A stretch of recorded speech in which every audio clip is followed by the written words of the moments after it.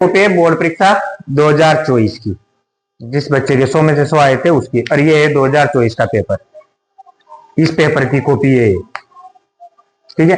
पहले 15 बसद आते थे, मतलब प्रश्नों की संख्या देखो 22 थी पहले, कितनी थी 22, 15 बसद थे, रिक्त स्थान 7 थे, अभी कितने आते हैं 6। एक क्वेश्चन तो यहाँ ज्यादा था इसलिए 22 हुए हैं, सॉरी इससे 22 नहीं हुए, ये तो क्वेश्चन नंबर 2 में है, अंदर है ना, इससे नहीं हुए। पहले ये जो 2 नंबर के सवाल थे ये ज्यादा थे, अब 2 नंबर के सवाल कितने 10, पहले कितने थे 12, इसलिए 22 क्वेश्चन थे। अब 2 नंबर के सवाल 2 कम होकर वो नंबर कहां जुड़ गए, 3 नंबर तो इसमें जुड़ गए। ये 15 की जगह कितने का हो गया पहला क्वेश्चन 18 का, और तीसरा क्वेश्चन कितने का हो गया 12 का। 12 एक एक नंबर के आते हैं ना, और ये 1 नंबर का यहां से इधर आ गया, तो पूरे आपस में बराबर हो गए, क्वेश्चन 20 रह गए, 2 क्वेश्चन कम हो गए, कम भी नहीं हुए, वो इधर जुड़ गए, बात है कि पर छोटे हो गए क्वेश्चन। सबसे पहले तो आपको कॉपी में ऐसी कैसी रहती है, सेम कॉपी है, जैसी कैसी आएगी कॉपी। सबसे पहले तो ये यहाँ जो छुपा रखा है वो तो जानकारी है, क्या है रोल नंबर है बच्चे के, वो छुपा रखे हैं, रोल नंबर हिंदी में इंग्लिश में। एडमिट कार्ड अब भी आ गए हैं तुम्हारे, एडमिट कार्ड में इंग्लिश में भी लिखा हुआ रहता है और गणित में भी लिखा हुआ रहता है। आपको पर्सनल याद करने की जरूरत नहीं है कि मैं इस रोल नंबर को हिंदी में क्या लिखूंगा, हिंदी में क्यों लिख रहे हो, इंग्लिश में लिखो। क्यों, क्योंकि एडमिट कार्ड में इंग्लिश में लिखे हुए हैं, तो स्पेलिंग की दिक्कत नहीं है। जो भी आपका नंबर है वो सब लिखा हुआ है उसमें, 20 लाख 144, तो ऐसा कैसा लिख दो टिप के, उसमें मेहनत करने की जरूरत ही नहीं है। तो इन गणित में और इंग्लिश में रोल नंबर लिखने होते हैं जो इसके अंदर छुपे हुए हैं। उसके बाद माध्यम, चाहे पेपर अंग्रेजी का हो या हिंदी का हो, आपको किस पे टिक करना है, क्योंकि आपका माध्यम हिंदी है। और जो अंग्रेजी मीडियम में पढ़ते हैं, मतलब इंग्लिश मीडियम स्कूल बोलते हैं ना, तो जो इंग्लिश मीडियम में पढ़ते हैं उनको करना है यहाँ टिक, ठीक है। तो फिर उसके बाद सब्जेक्ट, जिसका भी पेपर हो सब्जेक्ट लिखनी है, तारीख और दिन। बुधवार के दिन था 2024 में पेपर, अब की बार कब है, मंगलवार के दिन। गणित का पेपर अब की बार मंगलवार के दिन है, और आज भी मंगलवार ही है, ठीक। कितने दिन बचे हैं, अब आज भी मंगलवार है, आज कितनी तारीख है 3, 3 और 7 10, 10 और 7 17 और 24, अभी 3 हफ्ते बाकी है, और तारीख रहेगी 24 फरवरी 2024, मंगलवार का दिन रहेगा। इसके अलावा आपको इसमें पहले पेज में कुछ नहीं पढ़ना, ये इसमें ये खाली छोड़ना है, ये आपके लिए नहीं है। ये जो कॉपी चेक करता है वो देता है कि पहले में कितने नंबर आए, दूसरे में कितने नंबर आए, टोटल आपके 20 क्वेश्चन है तो 20 क्वेश्चन तक नंबर देते हैं, वह 20 क्वेश्चन में कितने नंबर आए। फिर जितने नंबर आते हैं उनको जोड़ के यहाँ लिख देते हैं हिंदी में, यहाँ जो चेक करता है उसके साइन है। अगर मान लो आपके नंबर आगे में आते हैं, जैसे देखो 15 से 1/4, 17 से 1/2, मतलब कि किसी के 17.5 आ गए, 18.5 आ गए, या 50 आ गए, 51 आ गए, तो उसका आधा नंबर बढ़ाना होता है। मतलब 15 से 1/4 आ गया तो उसको कितना करना है 16, 17 से 1/2 की आ गया तो कितना करना है 18। मतलब यहाँ फाइनल में नंबर हमेशा पूर्ण प्राकृत संख्या में ही रहेंगे, ठीक है, परिमेय संख्या में नंबर नहीं रहेंगे। चाहे यहाँ दे सकता है वो कि इसमें 1.5 नंबर दिया उसने, पर यहाँ उसको पूरा ही करना पड़ेगा। अगर आपके जैसे जरूरी नहीं है 80 में से 80 आए, उसके 80 आए, जिसके 79 आ जाए उसके भी कितने आएंगे 80 होंगे, उसके आधा नंबर बढ़ाना पड़ेगा ना।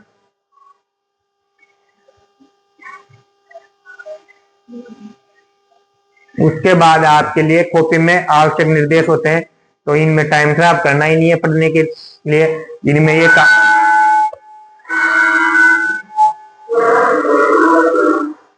इसमें बस ये लिखा हुआ है, जो आज ही बता दो वहां मत पढ़ना प्लीज है, सेम ऐसा ही लिखा आएगा कि जरूरत पड़ने पर आपको उत्तर पुस्तिका दे दी जाएगी दूसरी, मतलब अगर कॉपी भर जाती है तो दूसरी कॉपी दी जाएगी। किसी में कॉपी नहीं भरती है, वैसे ज्यादातर कॉपी की जरूरत नहीं पड़ती, एक ही कॉपी में काम हो जाता है, पर फिर भी भर जाए तो दे देंगे। दूसरे लिखा हुआ है प्रश्न पत्र पर अपना रोल नंबर अवश्य लिखें। ये जो पेपर है इस पे भी रोल नंबर की जगह आती है, देखो नामांक, तो इस पर भी रोल नंबर लिखना है पेपर पर भी, ठीक है। उसके बाद है प्रश्न पत्र का जिस पर हल समाप्त होता है उस पर अंत में समाप्त लिखना है। मतलब कॉपी में जहां पेपर पूरा खत्म हो गया भाई अब कुछ नहीं करना तो समाप्त लिखना है। बाकी के जो पेज बचे हैं उनको एक तिरछी लाइन से काटना है, ज्यादा नहीं काटनी, बस ये एक तिरछी लाइन, एक ही लाइन खींचनी है, एक लाइन से काटना है। उसके बाद लिखा हुआ है कि मतलब आपको उत्तर पुस्तिका को न तो मोड़ना है, न घुमाना है, न फाड़ना है, कुछ नहीं करना उसके साथ, जैसी की जैसी रहनी चाहिए। और कोई कागज, कैलकुलेटर, मोबाइल, घड़ी, घड़ी दूध, स्मार्ट वॉच, ये सादा घड़ी तो चलती है, स्मार्ट वॉच जिसमें वो मोबाइल चलता है ना, आजकल व्हाट्सएप चलती है घड़ी में, वो वाली घड़ी वो नहीं लेके जाना है। और ज्योमेट्री बॉक्स, वस्त्र, स्केल, इन पर कुछ लिख कर न ले जाएं। मतलब ज्योमेट्री बॉक्स ले जा सकते हैं, पर इन पर कोई चीज लिखी हुई नहीं होनी चाहिए, बिना लिखी हुई, जैसे गत्ता वत्ता सब पे बना लिखा होना चाहिए। उत्तरों को क्रमानुसार एक ही स्थान पर लिखें। मतलब कोशिश यही करें कि क्रमानुसार पेपर करे, चाहे पीछे से करे या आगे से। अगर प्रश्न नंबर 1 से कर रहे हो तो ज्यादातर ये करना, जितने आ रहे हैं उतने तो क्रम से करो। अब पीछे से कर रहे हो तो 20, 19, 18 ऐसे करते आओ, ठीक है। अगर मान लो बीच में कोई क्वेश्चन नहीं आ रहा है तो फिर छोड़ दो, कोई दिक्कत नहीं, उसको बाद में कर देना, ठीक है।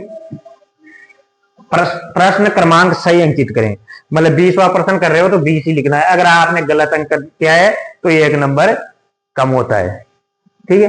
अगर 5वां प्रश्न था, आपने 4, मतलब प्रश्न नंबर 5 लिख दिया, हल किसका कर दिया, 6 का या 4 का, तो 1 नंबर कम हो गया। अब जो प्रश्न 1 नंबर का है उसमें क्या बचा, 0। भाई 4 नंबर में गलती हुई तो उसमें तो फिर भी 3 बचेंगे, पर जो 1 ही नंबर का प्रश्न है उसमें तो कितना बचेगा, 0। तो इसलिए ये भी ध्यान रखें। जहां तक हो सके प्रश्न के सभी भाग के उत्तर पुस्तिका में एक ही स्थान पर अंकित हो। सभी भाग का मतलब ऐसा होता है, जैसे पहले प्रश्न में कितने प्रश्न होते हैं, 18, तो 18 के 18 एक जगह होने चाहिए। दूसरे प्रश्न में कितने प्रश्न होते हैं, 6, तो 6 के 6 एक साथ होने चाहिए, चाहे वो कहीं भी हो पर एक साथ होने चाहिए। ये जरूरी नहीं कि वो पहले से ही स्टार्ट हो, चाहे वो लास्ट पेज पर हो, पर 6 के 6 के उत्तर एक साथ होने चाहिए। और 2 नंबर के क्वेश्चन है उनमें तो भाग होते ही नहीं है, ज्यादा से ज्यादा भाग आता है तो किसमें आता है, प्रायिकता वाले सवाल में एक साथ 2 सवाल आ जाते हैं, तो उसको भी दोनों एक साथ होने चाहिए बस। प्रश्न पत्र हिंदी अंग्रेजी दोनों भाषा में रहेगा। किसी प्रकार का विरोधाभास होने पर हिंदी भाषा के प्रश्न पत्र को सही माना जाएगा। मतलब जो हिंदी मीडियम में पढ़ते हैं उनके तो टेंशन ही नहीं, जो हिंदी में लिखा है वो पेपर सही है, चाहे इंग्लिश में कुछ भी लिखा हो। अगर गलती है हिंदी में तो वो गलती है, फिर चाहे इंग्लिश में सही है प्रश्न पर फिर भी हिंदी में गलती है तो पेपर प्रश्न गलत है, उसका बोनस मिल जाएगा। फिर आती है 2 पेज पे हो गए। पहला पेज हुआ था जैसे ये पहले पेज पे 2 रोल नंबर ये लिखने, दूसरे पेज पर इधर से निर्देश लिखे होंगे, फिर यहां से आपको उत्तर लिखना स्टार्ट करना है। ये ऊपर नीचे का कवर रहेगा, कॉपी में भी कवर ही रहता है, इसमें कोई कुछ नहीं करना। इसमें ज्यादा से ज्यादा गणित में क्या काम कर सकते हो, रफ कार्य यहां से कर सकते हो। फिर कॉपी 3 भागों में बटी होती है, देखो, परीक्षक द्वारा प्रदत्त प्रश्न संख्या और परीक्षार्थी उत्तर। मतलब आपको उत्तर इस वाले खंड में लिखना है, इस लाइन में तो आपको कुछ लिखना ही नहीं है, जो पहली लाइन है। अब वहां पास तो पटरी से लाइनें मत खींचने लग जाना, जैसे यहां खींचते हो लाइन पहले से खींची खींचाई आई है, देख लो, आपको लाइन नहीं खींचनी है, ठीक है। बस आपको क्या करना है कि जैसे मान लो पहला प्रश्न है, इसमें क्यों कुछ लिखना है, इसमें क्या है कि आपको नंबर मिलेंगे, बस ये लाइन किसके लिए है, नंबर देने के लिए। भाई पहले प्रश्न में बच्चे के कितने नंबर आए वो नंबर देगा आपको। जैसे ये राइट है, 1 नंबर आ गया, 1 नंबर आ गया, 1 नंबर आ गया, 1 नंबर आ गया, फिर टोटल 15 नंबर आ गए तो वो ऐसे लिख देगा 15, या 18 आए तो 18, ऐसे। ये तो लिखने के लिए नंबर, मतलब जो कॉपी चेक करेगा उसके लिए। दूसरी लाइन है प्रश्न संख्या। अब प्रश्न संख्या में भी आपको ऐसे बड़ा बड़ा नहीं लिखना है कि उत्तर 2 या प्रश्न 2, ऐसा कुछ लिखने की जरूरत नहीं है। बस आपको क्या लिखना है कि पहला प्रश्न कर रहे हो तो क्या लिखना है, 1, बस। जैसे आप पहला प्रश्न लिख रहे हो तो क्या लिखना है आपको, सिर्फ 1। जैसे पहला प्रश्न किया इसने तो यहां लिख दिया उसने 1। फिर आप पहले प्रश्न में 18 प्रश्न होते हैं। अब देखो इसमें जरूरी ध्यान रखना, हो सके तो प्रश्न भी क्रम से ही लिखना। पहले प्रश्न के 18 प्रश्न किससे लिखना, क्रम से। ऐसा मत करना कि पहला फिर 5वां फिर 7वां फिर दूसरा याद आ गया दूसरा, ऐसे मत लिखना। कल ऐसे ही लिखा है एक लड़की ने, आरती ने, क्योंकि वो कॉपी चेक करने वाले भी कंफ्यूज हो जाते हैं, पहले वो नंबर नहीं देखते, वो भी ऐसे होते हैं बेचारे के 18 के 18 क्रम से ही है, तो वो डायरेक्ट मैच करते हैं, पहले में दूसरे में तीसरे में, संख्या तो देखते ही नहीं है वो भी, क्योंकि उनको पता है कि ये तो सब सारे बच्चे करेंगे, जिसको कुछ नहीं आता वो भी लिखेगा, जिसको आता है वो भी लिखेगा, क्योंकि इसमें आपको आपकी तरफ से तो कुछ लिखना ही नहीं है। फिक्स है कि 4 में से एक आंसर है। अब जिसको कुछ नहीं आता वो भी कुछ ना कुछ तो कुछ तो लिख कर आ सकता है ना। जिसको चाहे कुछ भी नहीं आता वो भी अबसद तो लिख कर आ सकता है। तो इसलिए ये प्रश्न तो सबको करना ही है, चाहे आपको आए कि नहीं आए। तो आप इसमें क्या करना कि पहले तो यहाँ एक नंबर लिख दिया, फिर यहाँ गिनती स्टार्ट कर देना जो पेपर में आती है वैसी वाली गिनती। पेपर में गिनती भी लिख के आएगी, ये जरूरी नहीं है कि आपको गिनती सीखनी है। ये रोमन संख्या वाली गिनती पेपर में लिख के आएगी, जैसे 1, फिर 2, 3, 4, 5, 6, 7, ऐसे कहां तक लिख दिया? 18 तक लिख दिया आपने। 18 तक लिखने के बाद आपको पहला प्रश्न आ रहा है, लिख दो आंसर। ठीक है, अगर दूसरा नहीं आ रहा तो उसकी जगह खाली रह जाएगी ना, और तो कुछ नहीं बिगड़ेगा भाई, जगह खाली रह जाएगी। फिर बाद में जब भी आप भरोगे, पेपर खत्म हो गया, फिर बाद में भरा, से टीप टाप के भरा या कैसे भी भरा आपने, बाद में जब भी भरा तो वो जगह खाली है, उसमें आ जाएगा वो जो भी ऑप्शन आएगा। ये पीछे के आंसर आप लिखो मत लिखो, इससे ज्यादा फर्क नहीं पड़ता। आप चाहो तो बढ़िया है कि ऑप्शन भी लिख दो और साथ में आंसर भी लिख दो। ये पहला सवाल लसा मसा का था, 81 लसा आया था उसके। दूसरा सवाल शून्य का था, शून्य का आया था -2 और 4। तो ऑप्शन में आंसर होते हैं, जैसे आपने लिखा पहला ऑप्शन उसमें आंसर है 70, तो पीछे 70 भी लिख दो। ठीक है, नहीं भी लिखोगे तब भी नंबर मिलेगा। पर यह गलती मत करना कि पहले 18 तक गिनती लिख देना। आपको पेपर करने से पहले ही क्या करना, 18 तक गिनती लिख देना। फिर जो जो आ रहा है उसमें तो ऑप्शन भरते जाना, और जो नहीं आ रहा है उसको छोड़ देना। जब भी आप करो, चाहे बाद में पेपर खत्म हो गया भाई, लास्ट में 15 मिनट में भरना है, भर के तो आना ही, खाली छोड़ के आना ही नहीं है। ये चाहे सब में अ भर के आओ, कुछ भी भर के आओ, पर भर के आना है। ठीक है, तो इसलिए इसको क्रम से रखना, क्योंकि एक एक लाइन है तो ज्यादा लाइन ऐसे भी नहीं सोचना आपको कि लाइन कितनी छोड़ू। तो ये क्रम मत बिगाड़ना कि 1, 18 दूसरा लिख दिया। गलत हो जाए तो केवल ये इतना सा, जैसे इसने कर रखा है ना, जैसे इसके गलत हो गया था, द ऑप्शन की जगह क्या लिख दिया था, तो केवल एक लाइन घुमाई, पीछे लिख दिया द ऑप्शन। ठीक है, गलत का मतलब ऐसे नहीं है फिर उस पर घिसने लग जाओ पेन, बस एक लाइन घुमा दो, गलत माना जाता है वो। फिर जितने भी नंबर आते हैं वो टोटल करके दे देता है कि 15 नंबर आए इसमें। ये पहले 15 का था, अब 18 का है पहला क्वेश्चन। फिर क्वेश्चन नंबर 2 आता है, इसमें भी सेम आपको क्या करना है, वही यहां 2 लिखना है। अब जैसे ही क्वेश्चन समाप्त होता है 1-2 लाइन छोड़ दो। पहला क्वेश्चन समाप्त हो गया तो 2 लाइन छोड़ दो, 2 लाइन छोड़ के स्टार्ट कर दो क्वेश्चन नंबर 2। फिर 6 तक गिनती लिख दो। कहां तक लिख दो? 6 तक गिनती लिख दो। और जो जो रिक्त स्थान आपको आ रहे हैं वो भर दो और बाकी का छोड़ दो। बाद में जब भी आए जब लिख देना। ठीक है, तो ये पहले और दूसरे क्वेश्चन में तो ऐसा करना कि ताकि ये तो इधर उधर नहीं हो, ये तो एक ही जगह रहनी चाहिए पहला और दूसरा क्वेश्चन तो। ठीक है, चाहे वो आगे शुरू में स्टार्टिंग में हो या बाद में, पर रखना इनको एक जगह। फिर क्वेश्चन नंबर 3 और खंड अ चल रहा है। आप अगर पहले से स्टार्ट कर रहे हो तो यहां बीच में क्या लिखना है, खंड अ। ठीक है, जब तक खंड अ में कितने क्वेश्चन आते हैं? 3, 1, 2, 3। ये तीनों क्वेश्चन अगर आप करते हो तो ठीक, जैसे किसी ने 2 कर दिए, अब उसके बाद उसकी इच्छा हो गई मैं तो अब 5वां क्वेश्चन करूंगा, अब तीसरा नहीं करूं। अगर वो तीसरा नहीं कर रहा तो वो यहाँ क्या लिख देगा, अब खंड ब कर रहा है तो अब यहाँ क्या लिख देगा, खंड ब, और यहाँ 5 नंबर डाल देगा। ठीक है, ऐसे कर सकते हो आप। अगर मान लो आप तीसरा ही कर रहे हो तो खंड चेंज हुआ ही नहीं है, तो बार बार हर क्वेश्चन में खंड नहीं लिखना है। देखो जब तक खंड चेंज नहीं होता तब तक खंड नहीं लिखना है। देखो पहला प्रश्न एक बार ही खंड लिखा, फिर उसके बाद पूरा दूसरा भी हो गया, उसके बाद तीसरा भी हो गया। अगर आपका खंड चेंज होता है तभी खंड लिखना है, अगर आप क्रम से चल रहे हो तो खंड नहीं लिखना है। अब इसमें 12 क्वेश्चन आते हैं एक एक नंबर के। कितने क्वेश्चन आते हैं? तो हो सकता है आपको कुछ क्वेश्चन आ जाए, कुछ क्वेश्चन नहीं आए, हो सकता है ये क्वेश्चन छूट गया, 2 छूट गया, तो ठीक है, जितने आ रहे हैं उतने तो क्रम से कर देना। अब जो छूट गया उसको क्या, उस पहले दूसरे के लिए तो लाइन छोटी दी थी तो उसको तो दोबारा कहीं लिखना ही नहीं है। पर तीसरे में कोई क्वेश्चन छूट गया आपका, तो तीसरे में फिर क्या करोगे, जो छूट गया उसको जहां भी कर रहे हो वापस क्या डालोगे, पहले तो खंड अ, फिर यहां लिखना क्वेश्चन नंबर 3, फिर उसके नीचे लिखना तीसरे का कौन सा, भाई चौथा, 5वां, 6ठा, 7वां, जो भी आप बाद में कर रहे हो वो वाली क्रम संख्या डालना। अब देखो इधर सुनो रे, अगर पूरे नंबर लाने हैं तो पूरा क्वेश्चन उसको तो आता ही है, जिसको पूरे नंबर आते हैं उसको पूरे क्वेश्चन आता है, जब भी तो पूरे नंबर आते हैं। तो जैसे इस सवाल में दिया था कि x और y ये 2 संख्या है, इसका लसर ज्ञात कीजिए।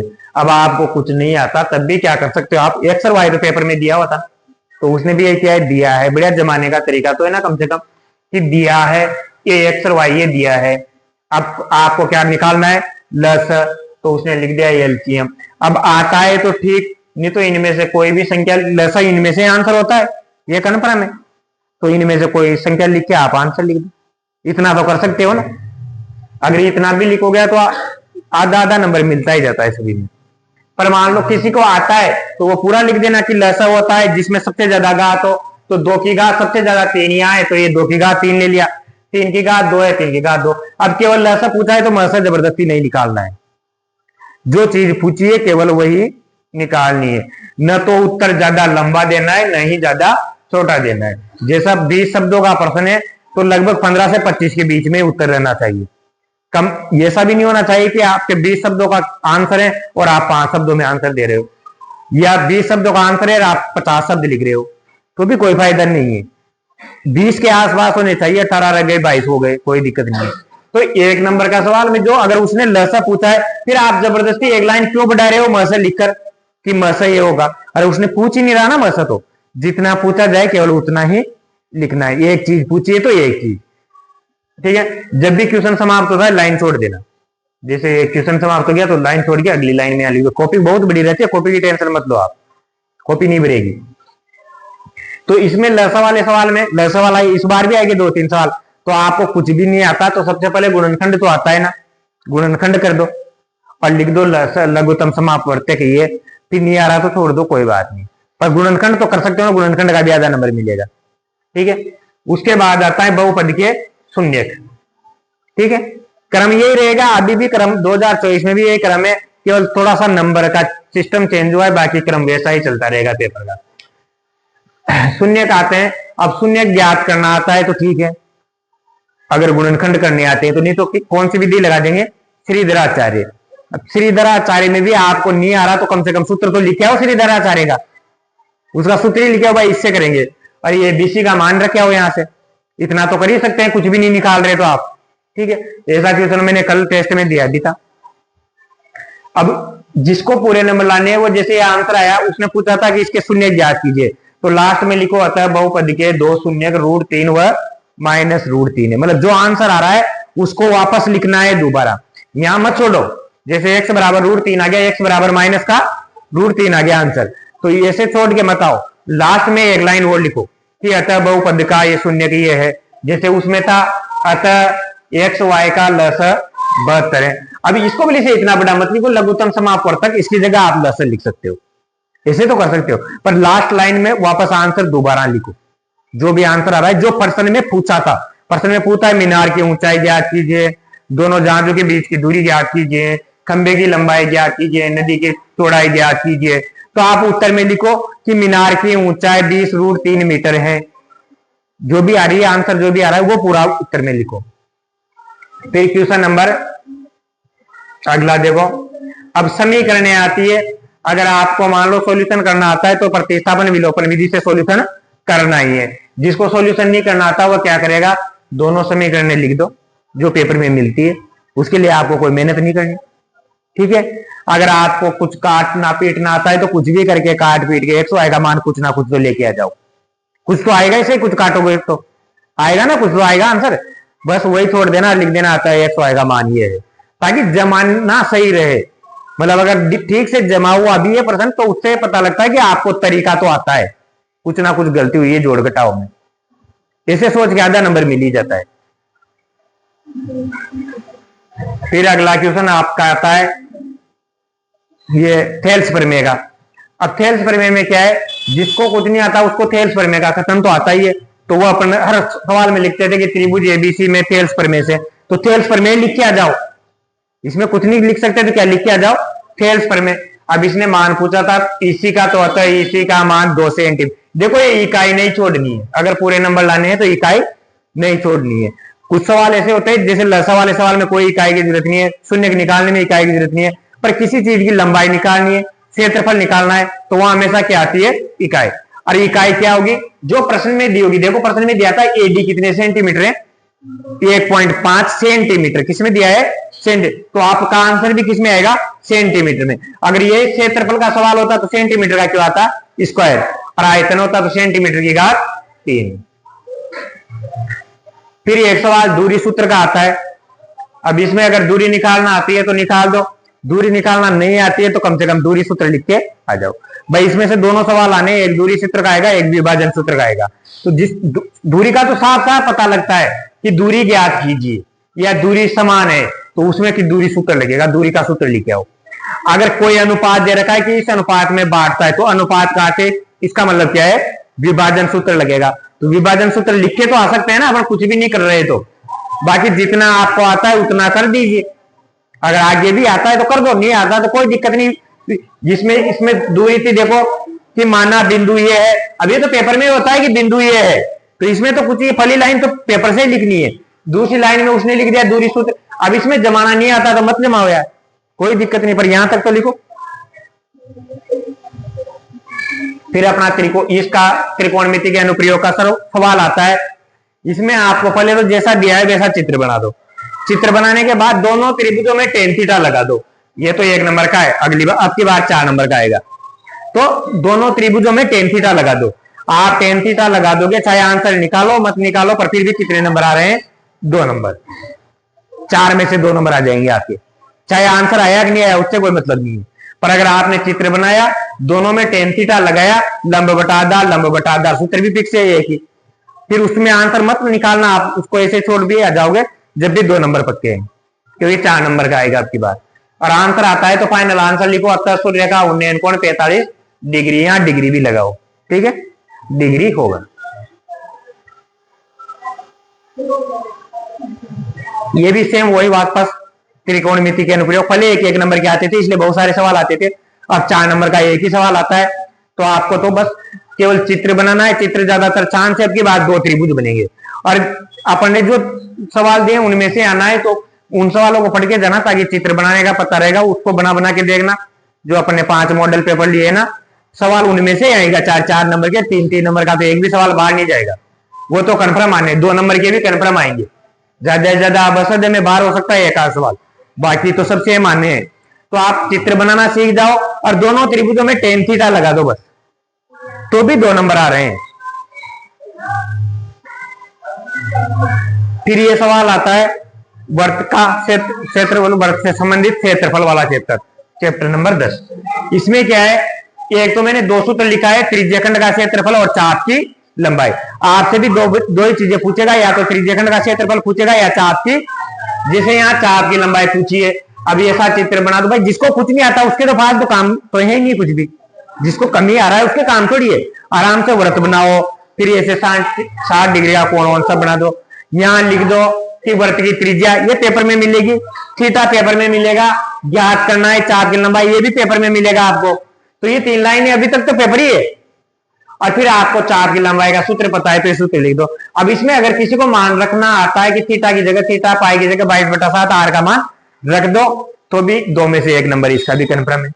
अगर इसके आगे भी नहीं किया तो, यहां तक किया तो 1 नंबर है कन्फर्म मिलेगा। अगर काट दिया और आंसर निकाल दिया तो फिर तो 2 नंबर आने ही।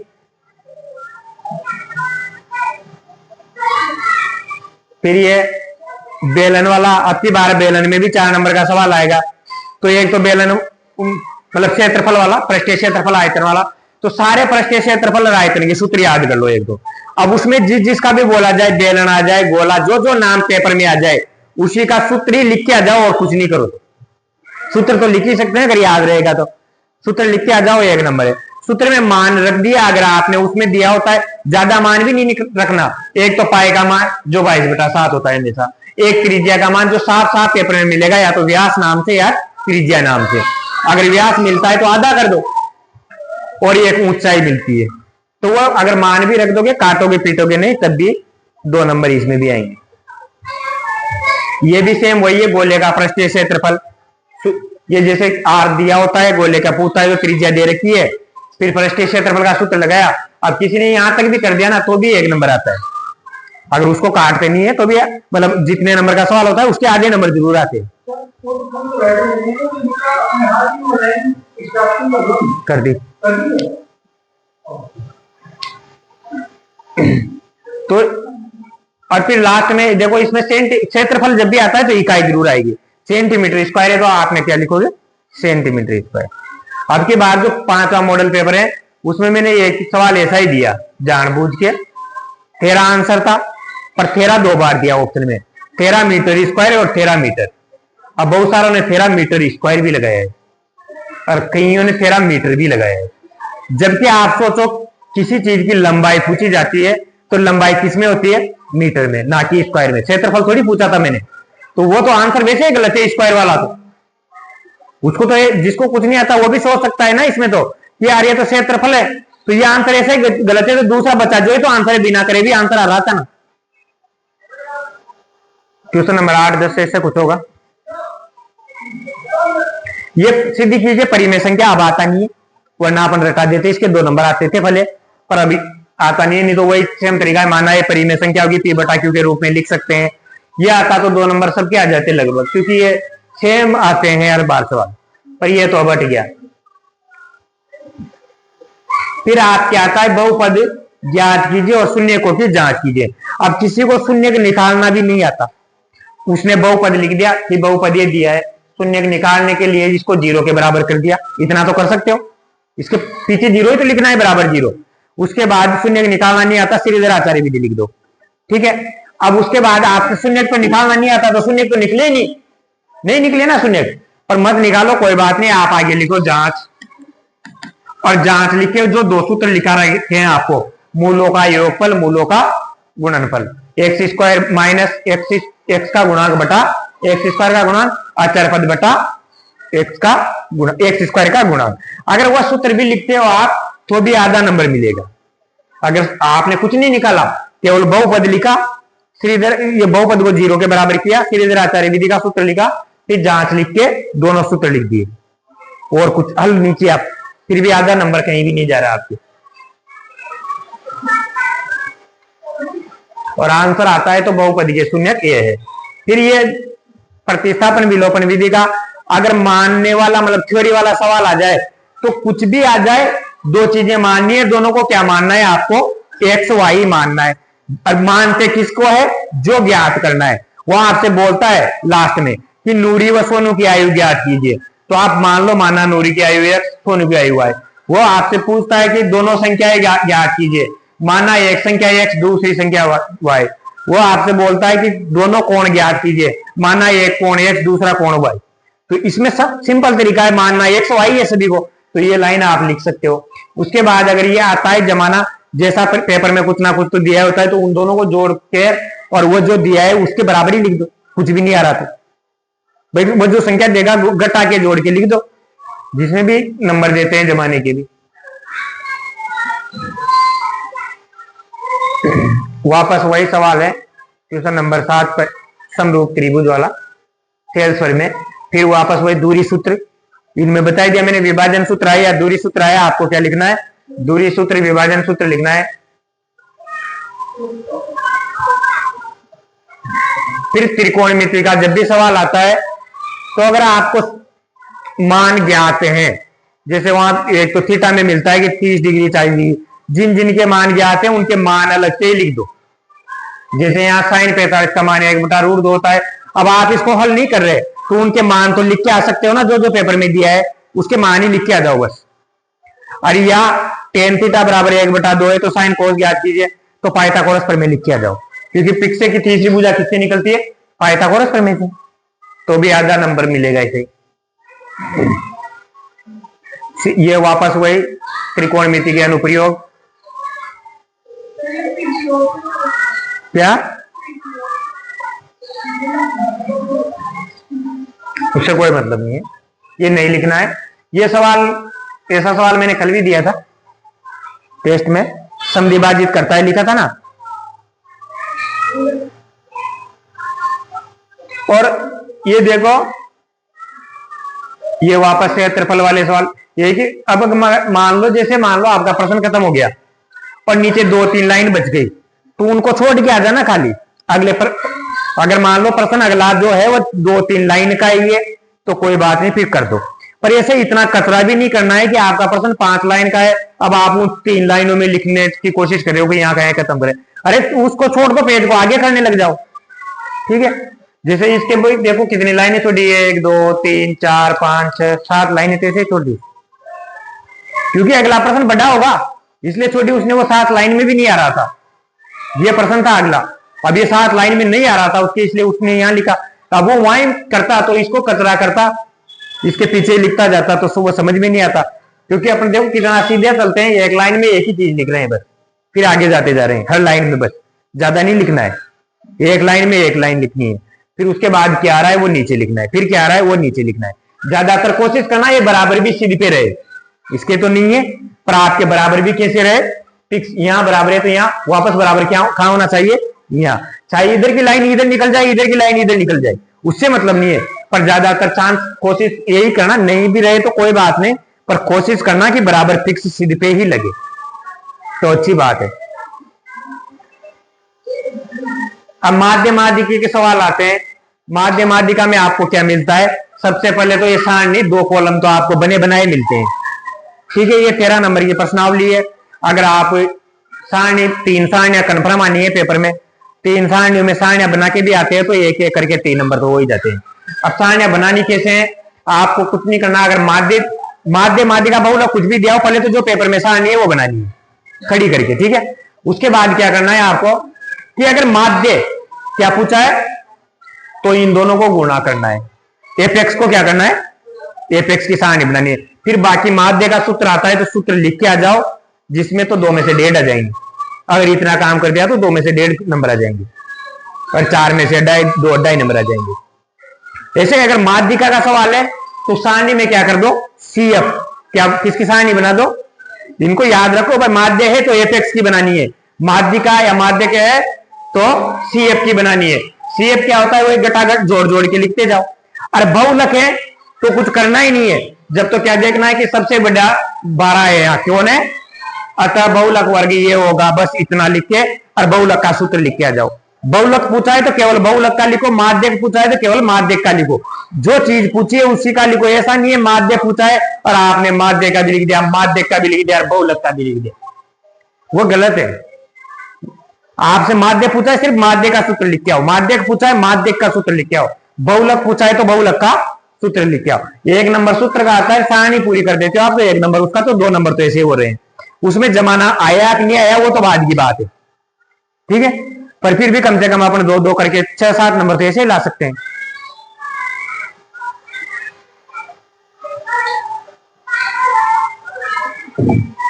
प्रायिकता का सवाल बहुत छोटा होता है, इसलिए ध्यान रखना, पहले कुल परिणाम लिखना, पहले क्या लिखोगे, कोई सा भी सवाल आ जाए उससे कोई मतलब नहीं है, इसने भी नहीं लिखा पर मैं बता रहा हूं लिखना है।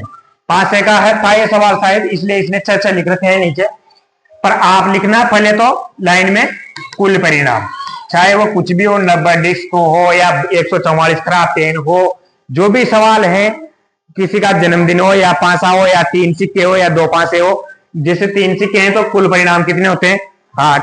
फिर अनुकूल परिणाम लिखना, अनुकूल परिणाम, जैसे मैंने कल के टेस्ट में सवाल दिया था, 3 चित या 3 पट आना, तो 3 चित या 3 पट कब कब आ सकते हैं, मतलब या तो तीनों एच आ जाए या तीनों एल, तो बताओ कि कितने परिणाम हो गए, 2। फिर लिखना प्रायिकता 3 चित या 3 पट आने की, फिर सूत्र क्या लिखोगे, अनुकूल परिणाम बटा परिणाम, फिर लिखना वापस यहाँ प्रायिकता 3 चित आने की या 3 पट आने की, कितना आ गया 2/8, आंसर कितना आ गया 1/, तो ऐसे बड़ा करना है इसको, ठीक है, ये नहीं है कि डायरेक्ट आंसर लिख के आ जाओ 2/8, पूरा लिखना कि कुल परिणाम, फिर अनुकूल उस घटना के पक्ष में कितने परिणाम है, फिर उस सूत्र में लिखना, ठीक है। अब आपने कई बच्चों ने कल क्या किया, 1/4 1/4, अरे मैंने पूछा था 3 चित या 3 पट, मतलब दोनों में जीत हो रही है, जैसे मतलब तीनों बार चित आता है तब भी जीतेगा और तीनों बार पट आता है तब भी जीतेगा, तो जीतने की संभावना 2 है ना उसकी।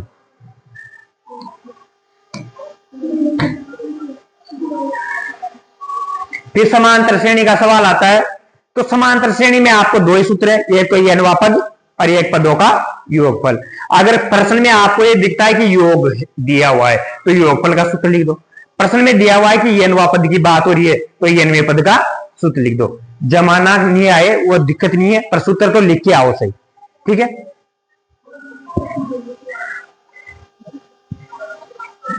फिर आता है विभाजन सूत्र, 3 नंबर में आएगा विभाजन सूत्र।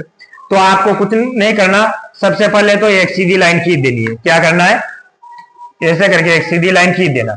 सीधी लाइन खींच के जो निर्देशांक, 2 बिंदुओं के निर्देशांक देगा वो, उनको यहां लिख देना। एक बिंदु ये रहा, दूसरा बिंदु ये रहा। यहां अगर अनुपात दे रखा है तो अनुपात लिख दो, नहीं दे रखा तो क्या लिख दो, m1 अनुपात m2। यहां निर्देशांक दे रहे तो ठीक, नहीं तो क्या लिख दो, x, y। इसके तो देगा, इसके x, y मान लो, इसको अनुपात दे रखा है तो अनुपात लिख दो। इतना काम तो चित्र का हो गया। चित्र के बाद कन्फर्म में इसमें लगता भी कौन सा है, विभाजन सूत्र। ये विभाजन सूत्र लिख दो। और इसके बाद अगर आपको मान रखना आता है तो ये इधर का इधर गुणा होता है और इधर का इधर, फिर वापस ये 2 y से गुणा होगा और ये 3 वापस इधर के y से गुणा होगा। इतना ही करना है। वैसे अगर कर सकते हो तो ठीक, नहीं भी करो तो कम से कम ये चित्र बना के विभाजन सूत्र तो लिखे आना। 3 नंबर का सवाल है तो 1 नंबर तो आपके आ जाएगा।